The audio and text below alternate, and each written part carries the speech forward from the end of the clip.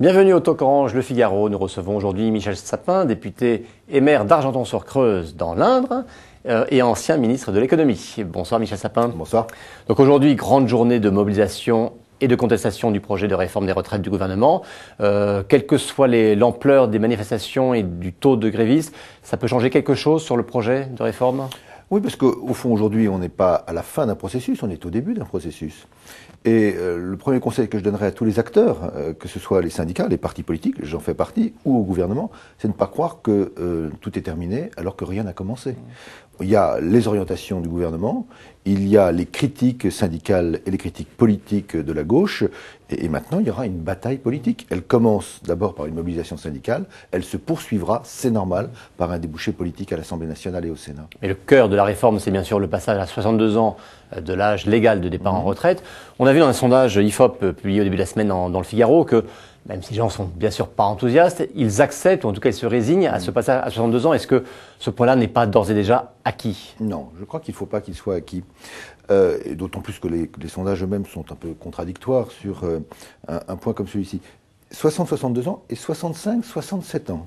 Très important aussi. Pour le taux plein. Pour le taux plein. C'est-à-dire qu'au fond, beaucoup de femmes ne pourront partir qu'à 67 ans, parce que beaucoup de femmes, malheureusement c'est statistiquement la réalité, ne peuvent pas atteindre leur taux plein avant 67 ans. Donc vous voyez que c'est quand même considérable. C'est pas simplement 60-62, c'est aussi 67 ans.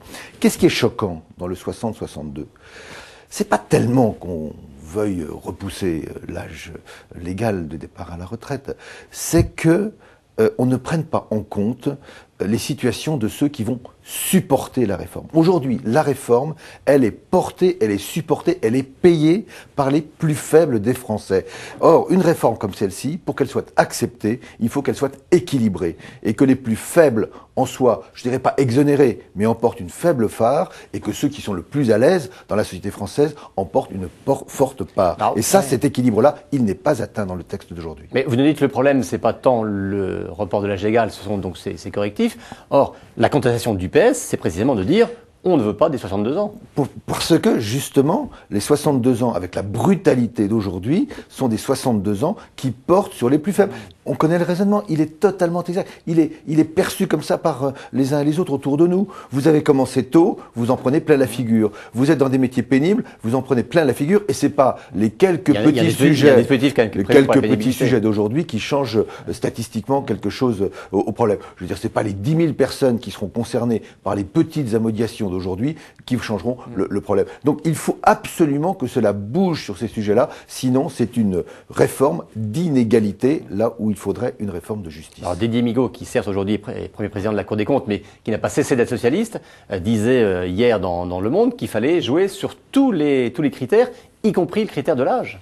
Et y compris le critère de l'élargissement des ressources. Donc chacun dans cette phrase-là voudra y trouver ce qu'il voudra, son compte. Hein. Donc moi je vais vous dire simplement, il a dit que contrairement à ce qu'elle fait aujourd'hui, il faut trouver d'autres ressources pour financer de manière pérenne, non pas exceptionnelle, le régime de retraite. Et il a raison quand il dit qu'il faut faire contribuer d'autres ressources que simplement les ressources salariales. Dans le sondage que j'évoquais à l'instant, il y a une autre question qui porte sur l'intention du PS de revenir aux 60 ans en cas de retour au pouvoir en 2012, 63% des Français n'y croient pas. Et on se souvient que déjà qu'en 2003, après la réforme Fillon, le PS avait déjà dit qu'il reviendrait sur l'allongement des durées de cotisation.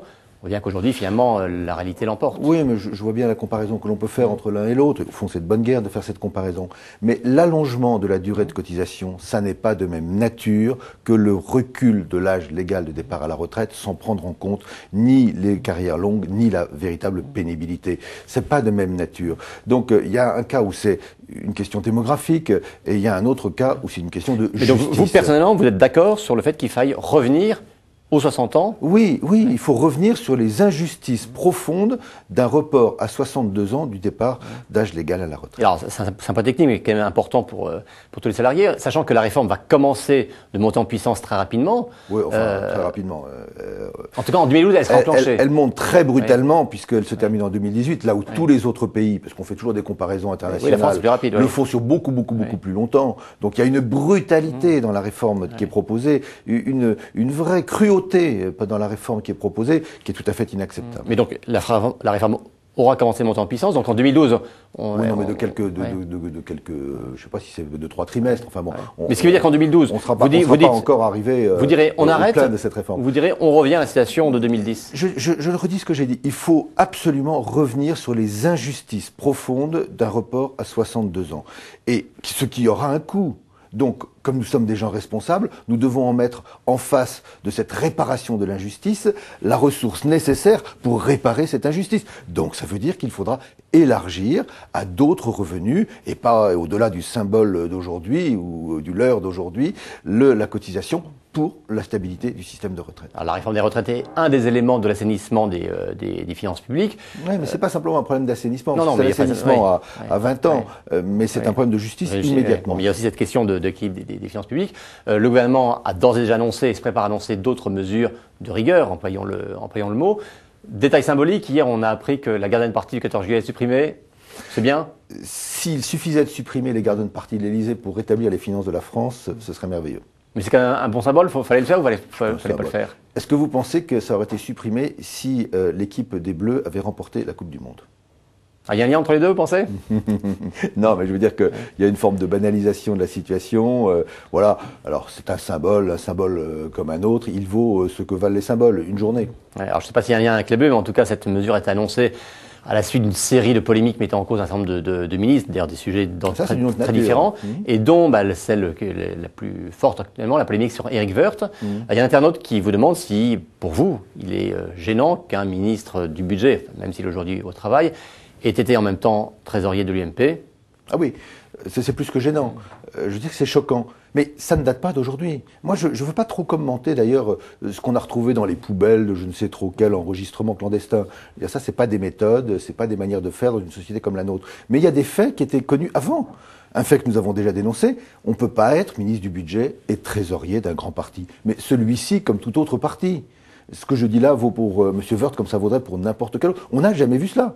On n'a jamais vu dans l'histoire de la France récente, en tout cas celle que je peux avoir en mémoire, quelqu'un qui est à la fois ministre du budget avec ce que ça donne comme responsabilité dans le domaine fiscal et en même temps trésorier d'un parti. Je ne veux pas dire qu'il y a eu une connexion entre les deux, mais le soupçon est là. Et ce qu'il y a de pire en politique par rapport à la morale et à l'éthique, c'est lorsque le soupçon pèse. Et puis un deuxième fait, c'est qu'il y a un ministre du budget pour lequel je n'ai aucune récrimination particulière, parce que c'est par ailleurs une personne tout à fait honorable, qui a sa femme qui travaille dans une des plus grosses fortunes de France. Et que voulez-vous, une grosse fortune de France, ça a à voir aussi avec le ministère du budget. Alors la femme de la ministre ne peut pas travailler où elle veut. Non, justement. C'est l'éthique. On n'est pas dans le droit, on n'est pas dans le juridique, il n'y a rien de condamnable au sens juridique du terme. On est dans la protection des personnes publiques par rapport aux soupçons de l'opinion publique. Moi, j'y tiens énormément. Parce que dès que le soupçon commence à peser sur l'un, il pèse sur l'autre et il pèse sur l'ensemble. Et ce que je vois aujourd'hui, c'est que le soupçon global de l'opinion publique est en train de peser sur l'ensemble de la vie politique et de la vie publique. Et ça, c'est pas acceptable, surtout dans les périodes où on demande des efforts. Alors, quand on demande des efforts, on doit être irréprochable par ailleurs. Alors, en termes de République irréprochable, on va vous répondre que sous François Mitterrand, des femmes de ministres l'avaient interrogé comme journaliste. Non, mais est-ce que ça nous avait pas choqué les uns ou les autres parfois? Bon, oui. Donc il y a des choses qu'il faut éviter. Être un journaliste, c'est une chose. On peut avoir, comment dirais-je, une bienveillance dans l'interrogation, mais c'est pas tout à fait la même chose lorsqu'on est dans des postes de ministère et dans des postes de travail. Je ne lance pas de condamnation juridique. Je dis simplement, ces situations-là sont des situations qui portent au soupçon, et le soupçon nous atteint tous ensuite. Alors, vous êtes également responsable du Parti socialiste en charge de l'économie. Les militants socialistes votent aujourd'hui sur le projet de rénovation.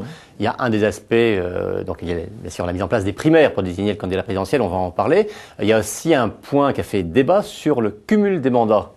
Alors vous-même, vous êtes maire d'une commune d'une population 5500 habitants, ça reste modeste. Ça reste modeste, mais sur le principe même, interdire le cumul.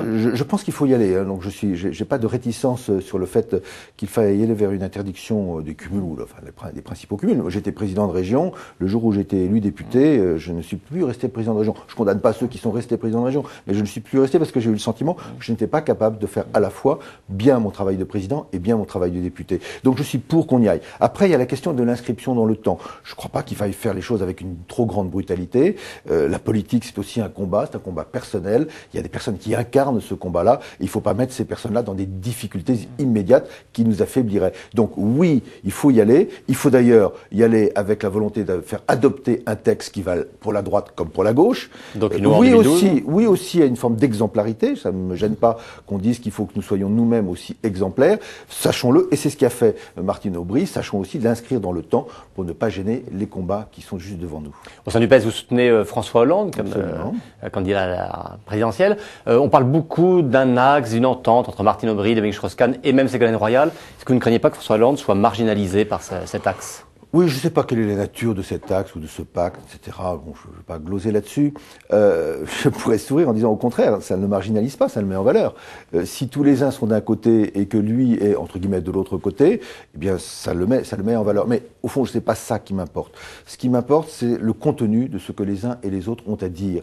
Ce n'est pas les pactes qu'ils peuvent passer. Et au fond, quand l'on s'entende bien dans un parti, c'est quand même mieux que quand on se crêpe le chignon à longueur de temps. Donc qu'il y ait des capacités à s'entendre, à discuter, à débattre, à trouver des solutions qui ne soient pas seulement des solutions conflictuelles, ça me paraît être un signe de bonne santé au sein du parti. Mais en même temps, il faut proposer, il faut dire ce que l'on veut, il faut avancer des idées, et c'est ce que fait François Hollande. Vous savez, malgré tout, il semblerait que François Hollande ait un peu du mal à se débarrasser de son image de premier secrétaire pendant 10 ans, et que, voilà, même si les sondages valent ce qu'ils valent, il reste un peu à la traîne aujourd'hui dans la compétition interne. C'est exact, je ne vais pas vous dire que j'ai le sentiment que c'est aujourd'hui le candidat préféré des Français. Alors, qu'est-ce qu'il doit faire, qu'est-ce qu'il doit dire pour percer ? Mais il faut travailler. Dans la vie politique, il faut travailler. Ce qui est aujourd'hui n'est pas ce qui sera demain. Et ce qui est demain, c'est ce que l'on construit dès aujourd'hui. Donc il n'y a pas un acquis d'aujourd'hui.